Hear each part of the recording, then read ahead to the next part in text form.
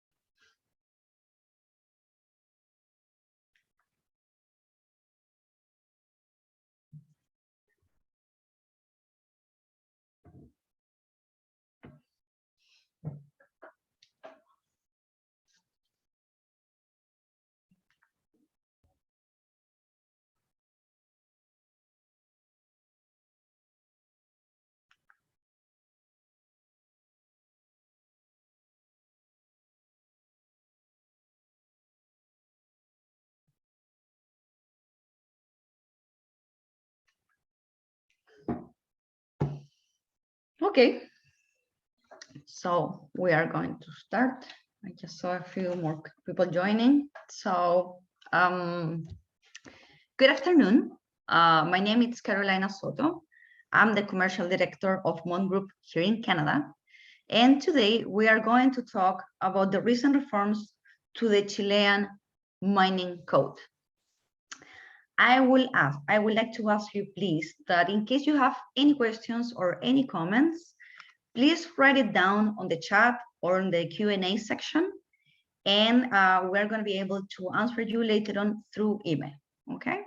So anything you would like to know, we're going to come back to you.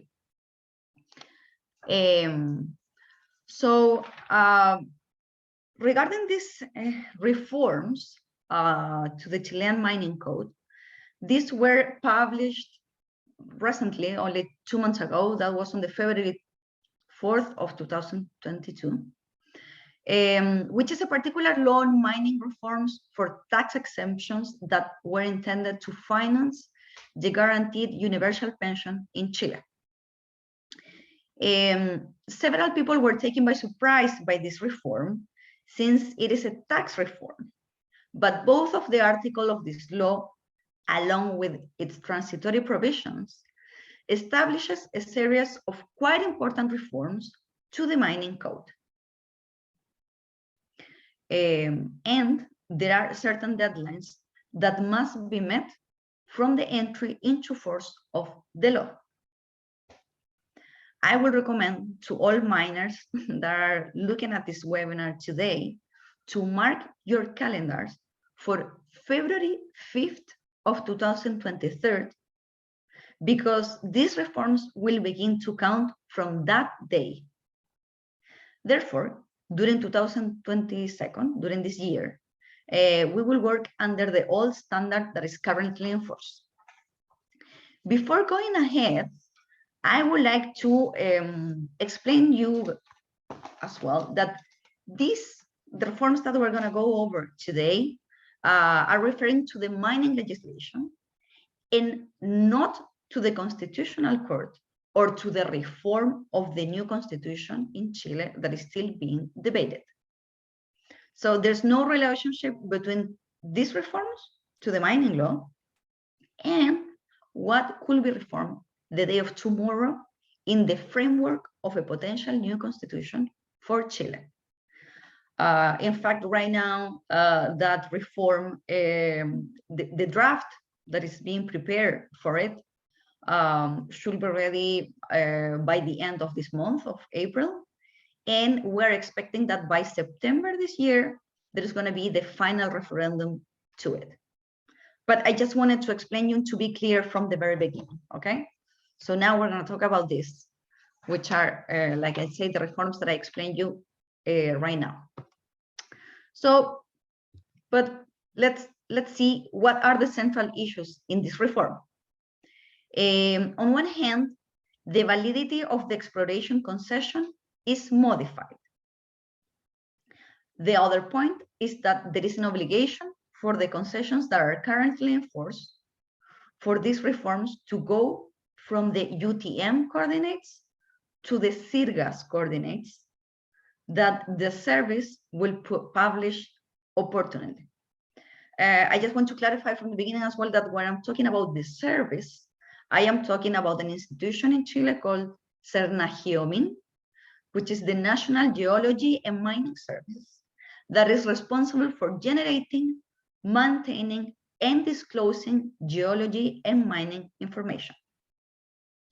Finally, the other change that is we're going to be see here in this law is the increase in the cost to pay the annual patents that are the mining protection, and there are also new expirations of the concessions currently enforced that are related to the obligation to sub-register these new SIRGAS coordinates outside the title. So finally, just to remember, if people are like joining right now to the webinar, the date, I reiterate, is February 5th of 2023, which is when these reforms will begin to take effect. Okay, so the first of the modifications that is introduced is related to the modification of the validity of the concessions of exploration, what is contained in the current text of Article 112 of the Mining Code. As you can see on the far left and the upper side, it talks about the validity of exploration concessions, the extension of exploration concessions, and the possibility of divide exploration concession before its validity expires. All this is replaced by the new text that indicates the exploration concession will have a duration of 4 years from the date the sentence is issued.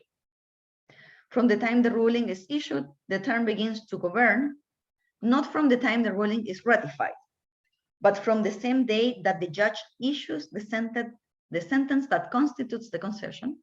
And once a term has expired, it will expire the concession for all legal purposes.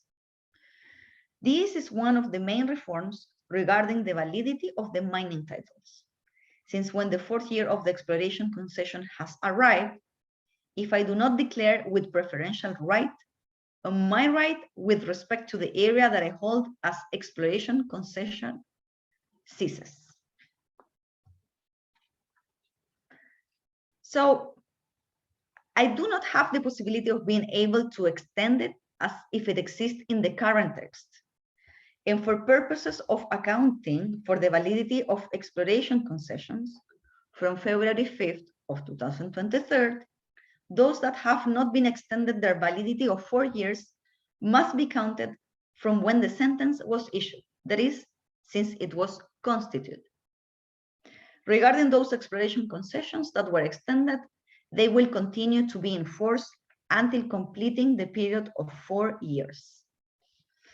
As I mentioned, I will not be able to extend the concession for 2 more years, renouncing at least 50% of the surface of the concession. I will not be able to divide it.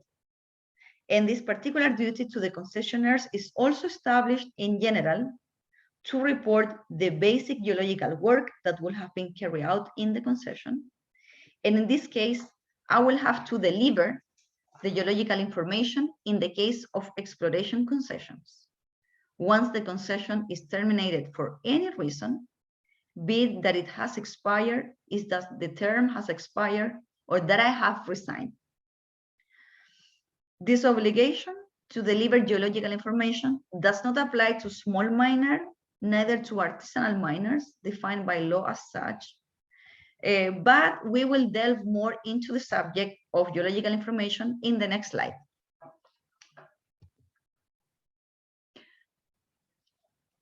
Another of the effects of the termination of the exploration concession is the incorporation of this Article 112 bis, which is quite particular, and we must be clear about it and begin to internalize it, because it clearly indicates that the termination of the exploration concession for any reason, not just for the expiration of the term, if not because they may have renounced the concession, it could have been declared null. It may have been extinguished due to the passage of time. Whoever was the owner will not be able to acquire, and this is in a broad sense, acquire or constitute or buy by himself or through an intermediary a new exploration concession that totally or partially includes the area that will have covered the exploration concession that has expired. So then, in the next paragraphs and these subsections, it talks about those who are considered these intermediary persons or the interposed persons. So here the spectrum of people who will not be able to request the exploration concession is quite broad. It looks at those who have been linked to the former owner. So when we say linked, how were they linked? First of all, we find the group of relatives. That is, say, for example, the spouse, the son, the uncle, the nephew, the grandfather, civil partner, the grandson. All of them could not request exploration concessions or acquire them in the same area where the former holder had this concession that was extinguished for any reason. This also happens with someone who has an employment relationship with the former concessionaire or with the agent of the former. The same prohibition applies that they may not request an exploration concession in that area, either totally or partially. And in the case of legal persons, that is companies, this provision also applies to those who have capital of up to 5% in the company or 5% with voting rights, or if they are only an employee and not a director of that company. This is a very important prohibition because all of this group of people will not be able to request exploration concessions if they are linked to the old owner. And a public action is granted so that any person can denounce this new request for a concession if they are linked to the old owner before the courts of justice. And it is a public action. That means that once this assumption of relationship with the former owner has been fulfilled, anyone can file a complaint in court and no other type of requirement or accreditation will be demanded. It is quite strong, the action in that aspect, and the difference, for example, from the annulment actions where I have to have a current interest to be able to demand the annulment of the concession. And there is a current interest in the terms indicated by the mining code. So those are one of the main effects that establish the new rule of Article 112 bis of what happens or what is prohibited as a former owner at the time the concession is terminated for any reason.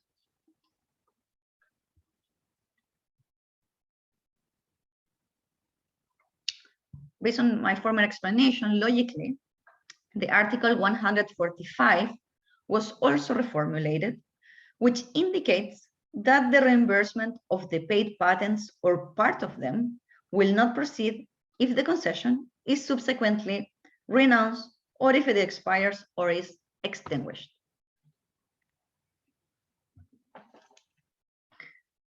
On the other hand, there is the modification to Article 21 of the Mining Code, which is also related to the extinction, but here is also the duty of delivering information of the basic geology works that I mentioned at the beginning. The norm establishes in this case that in the exploration concessions, if work had been carried out at the time they expired, I will have to deliver the information to SIRGAS, the law within the framework of this reform. Of this package does not define the deadlines or the forms or the requirements in which this must be delivered. This is because also within the prohibitions of this new law and this reform, it was established that the regulations of the mining code and the other administrative provisions to that effect must be modified. What happens if I do not provide this basic geology information? In the event that I do not deliver it, and the service, call again SIRGAS, realizes that there has been some exploration or geology work, they will require information from the concessionaire, and that information must be delivered within 30 days. In case the information is not delivered, can lead to a sanction of up to 100 UTM. So the UTM, it's a monthly tax unit that has specific amount in Chilean pesos that is equivalent to $70 US. So here the sanction, it can be up to 100 by $70 US.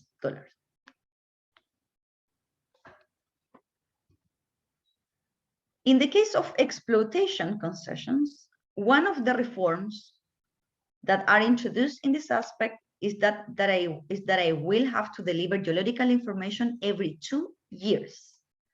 That is contained in Article 21.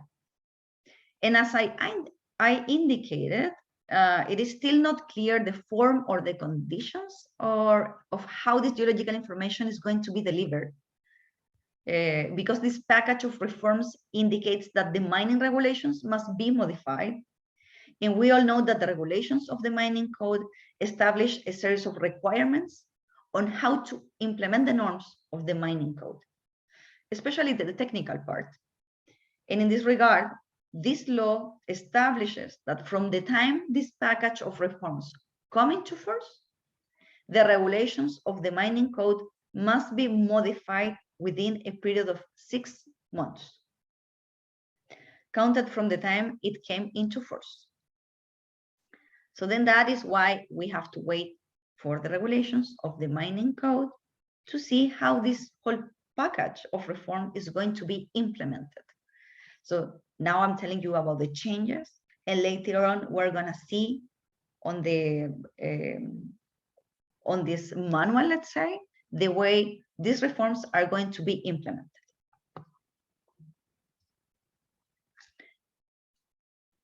At the same time, there is also the limitation to possession and vindications or claimings actions.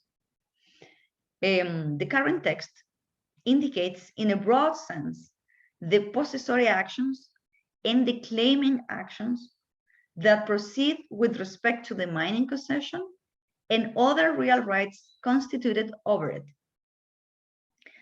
That first paragraph that is currently maintained, but a strong limitation is added to the mining concessionaires with respect to these actions.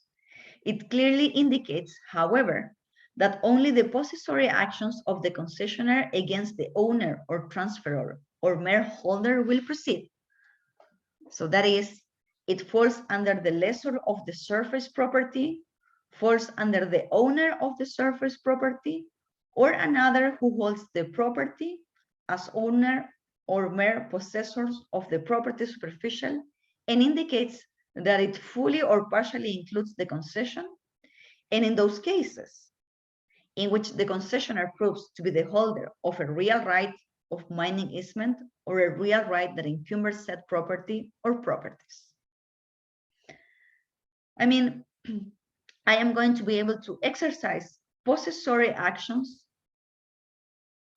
such as the protection complaint, the restitution complaint, or the reestablishment complaint against the owner of the surface property, as long as I, the holder of the mining concession, have a mining easement or other real right in the surface land. This rule I personally believe is given in response to the misuse that sometimes some mining concessionaires make regarding the works that the owner of the surface property intends to do on the real estate.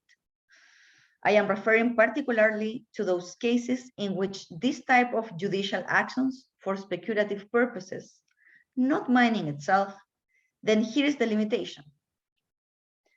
If tomorrow a mining concessionaire takes some action, for example, reestablishment regarding some work that affects the surface property and consequently may feel affected to its concession, the first thing that the court is going to ask for will be the mining easement or that it proves some other real right over the property. Some lawyers have also said that this reform did not rule on the famous complaint of new construction. It is to understand, as a team of professionals, we believe that by extensive interpretation, the courts, once this reform is implemented, will also begin to ask for that action that the mining concessionaire proves to have some real right, because here it is also for another series of actions that are similar to the complaint of new construction, which it is true that the reform does not pronounce itself on the denunciation of new works. But we know that the jurisprudence has been advancing more and more in limiting this action.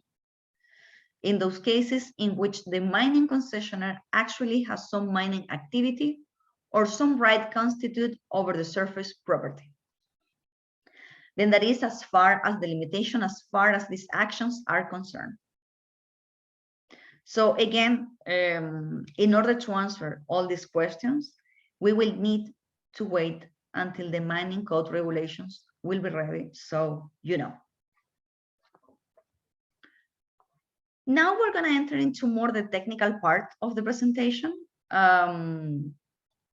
where this great change, there is a great change that the mining concessions are going to undergo from the current PSAD 56 to PSAD 69 to the datum SIRGAS. There is many people that associate this with WGS 84, so we do not miss so much. So this is basically in terms of petitions, manifestations, and the presentations that follow as survey applications will have to be referred only to datum SIRGAS. Here is something relevant that we have to wait for in the regulations that has to do with the fact that SIRGAS has different eras or periods. So it's not the same, the SIRGAS from the year 2000 than from the year 2004 or the 2021. They vary little by little. There are some certain variations. In fact, mainly up to the pre and post issue seismic issues where it affects us in our case.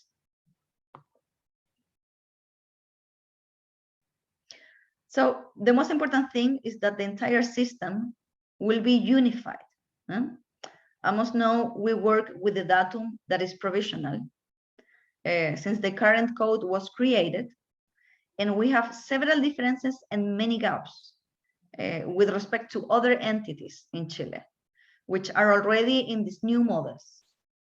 So as I mentioned before, we have 1 year to prepare for this, and the service, or SERNAGEOMIN, like I say before, will have 6 months to draft this regulation and clarify the ways in which it is going to be done.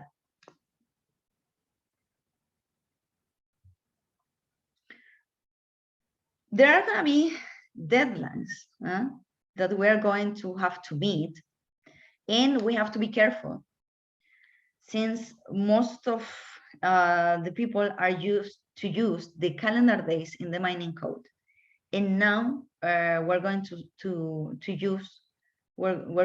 start to use the business days. According to what SERNAGEOMIN communicates in the new regulation, all the concessions that are in force with their new coordinates in SIRGAS will have a term to confirm and accept those coordinates or otherwise object to the delivered coordinates. These are going to be published. So first we have to see whether they appear, and second, if we agree with this. If not, there is going to be a 90-day period to object them. And then SIRGAS will have to give us an answer. And against that answer, there will also be a short term to object. Once this is agreed upon, there is a period of 6 months to register again, but this time it will only be a marginal annotation of the SIRGAS coordinates with which we agree. And after those 6 months, which is the period for the concessions that are not half registered, that's when is the most serious of the point, because I mean, it's the final deadline. So here we go fully to the survey application, since deadlines has also changed. In this case, the deadlines for presentation or survey application have been expanded and reduced. So expanded, reduced. The time limit was reduced from 200 to 220 days to 90 to 120 days, and at the same time is extended. Before we had 20 days to submit the survey application, and now we're going to have 30 days. Here, I would like to make a caveat that we have seen that this several times, and it is that they consider the first day of this term as already expired, as already fulfilled, and we have seen many expirations of concessions for presenting the last day of the term to present the survey application, because they have been presented after the deadline according to some courts, which I want to say is that if the deadline is now going to be shorter, we ask you to even be more careful.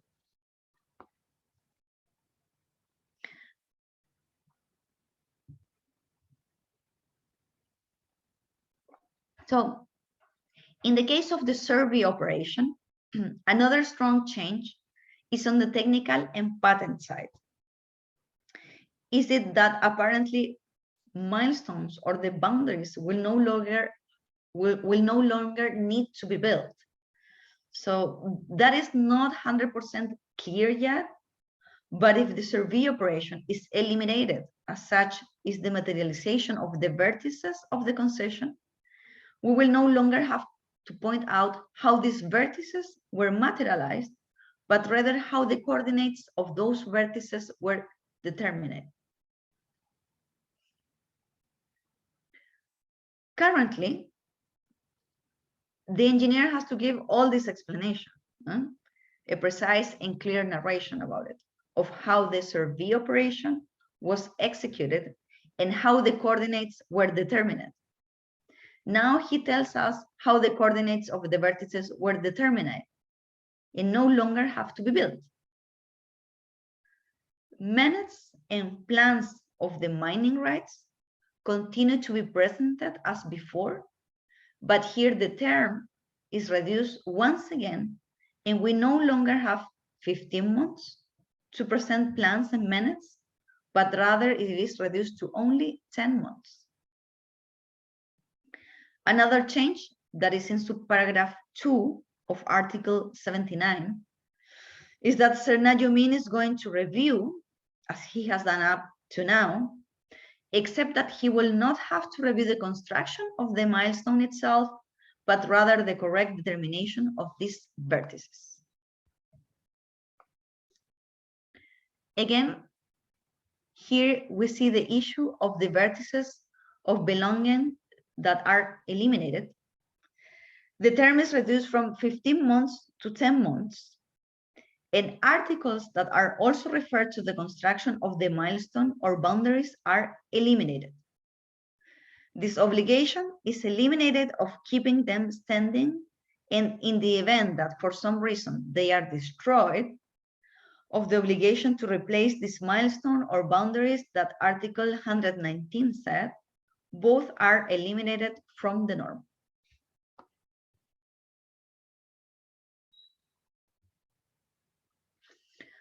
Okay, so finally, by the end of the presentation, I'm going to talk a bit more about the patent increase related to the mining concessions in Chile.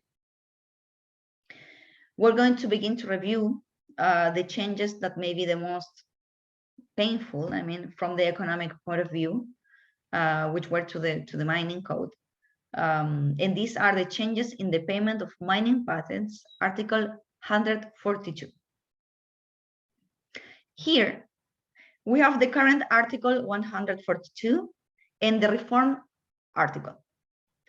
In the first place, it must be clear that the first paragraph of Article 142 is going to be eliminated, which refers to the obligation to pay a mining license, and that it is going to be replaced by the following, which indicates that the mining concession must be covered by the payment of an annual patent, the amount of which will be determined in accordance with the rules contained in Article 142 bis, which says that what is related to the annual patents of the property or mining rights in exploitation are leased that small miners and artisan miners work. So the new text maintains the fact that the mining concession must be covered by the payment of an annual patent, but we are going to see in detail the rules that change. The situation of annual patents for exploitation concessions.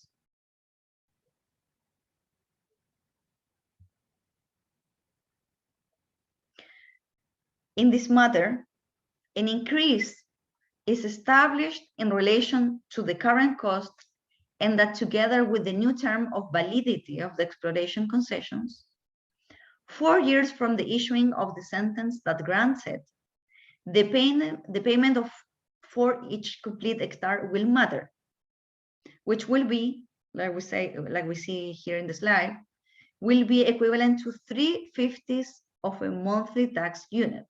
Remember, I told you that the monthly tax unit, it's equivalent to 70 American dollars. So again, it will be 3/50 of 1 UTM for each year of validity of the concession. We will see how that is later translated into Chilean pesos, in case you're familiar with the currency. The amount with the current norm is 1/50 of a unit for the same extension. That is, we went from 1 to 3. So the situation of the annual patents for exploitation concessions, in this matters where there are the greatest changes regarding the amount of the annual license. Since not only the number of hectares will be taken as a reference for its determination, but also the years of validity of the concessions will be considered.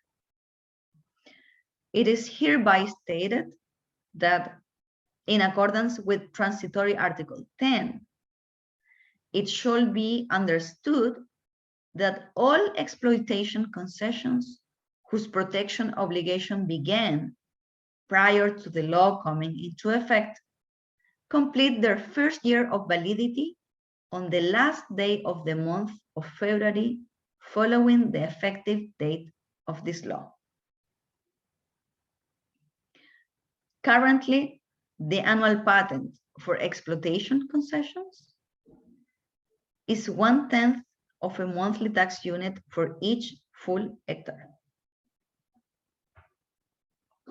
Remember, the UTM, it's equivalent to 70 American dollar.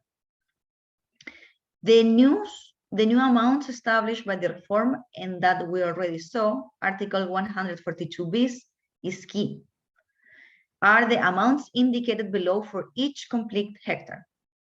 So like you see here on the slide, the amounts per full hectare, 4/10 of UTM for the first 5 years of validity of the concession. It's going to be 8/10 of UTM from the 6th to the 10th year of the validity of the concessions. 9 UTM from the 11th to the 15th year of validity of the concession. 1.2 UTM from the 16th year to the 20th year of the concession.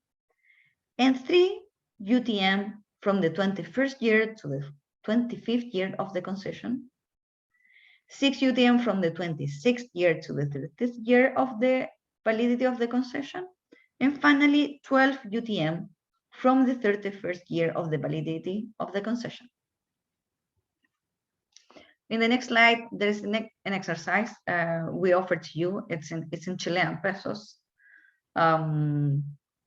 But it's a precisely translation that indicates the current value of the UTM. We calculated this by March 2022. It's only 1 month ago.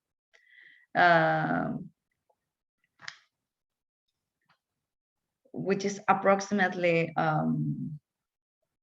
555.377 pesos. Then the table indicates the area per hectare and the final values and the sections of according to the values previously indicated, all in Chilean pesos. Like I said before, 1 UTM is 70 American dollars, so you can use that amount in order to understand a little bit how to do this exercise. Here, and we're just on the last part of the presentation, we have another topic that is very important as well, which has to do with a special discount. The situation of the annual patent mining rights to those who have started work and continue on it. The new Article 142 bis establishes, as we point out, a lower cost of the annual patents of the exploitation concessions that have started works and continue them. For this situation, the amount of the annual patent will be 3/10 of a monthly tax unit per complete hectare. That is understand. What is meant by work started? So when work or activities are carried out, for example, in a property or in a group of properties, and permanently, they allow the development of mining operations understood as those referred to in the first paragraph of the 6th article of the Mine Safety Regulations, or the standard that replaces it, including compliance with the corresponding closure plan of the mining site. The time in which an already approved temporary closure plan is in force will be considered worked. The mining rights that will be considered as mining works will include all those mining rights included in a mining productive unit and its possible expansions according to the information that the concessionaire has delivered to the service, or how we call it, Sernajomin. It will suffice that only one of the mining rights of the same owner, included in the same survey record, is being worked according to the rules described, so that it is presumed by law that all of these are in such condition, in which case the annual patent will be 3/50 of a monthly tax unit per full hectare for exploration concessions, and 3/10 of a monthly tax unit per full hectare for mining exploitation concessions.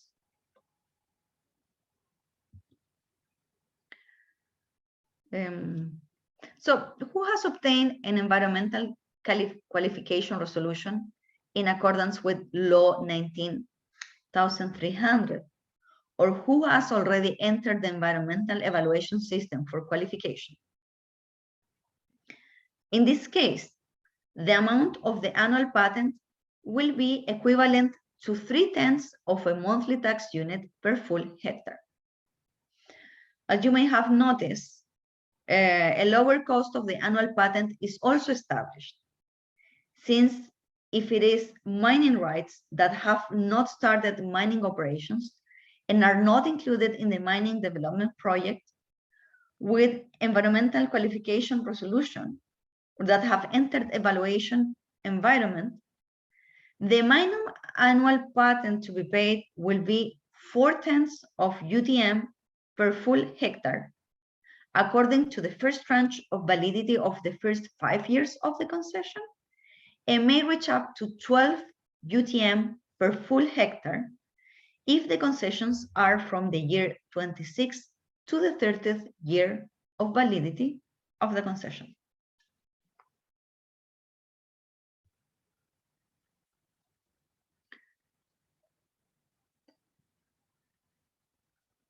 So, what is the patent reduction procedure? How are special patent discounts obtained for the start of work and that it continue, or for mining rights without work started included in a development project with environmental qualification resolution or submitted to the environmental assessment? In the first place, it will be the obligation of the concessionaire to inform the service, SIRGAS, of all the information necessary to prove the start and continuity of mining operations and or the status of the environmental qualification resolution that allows them to access the benefit of a reduced patent.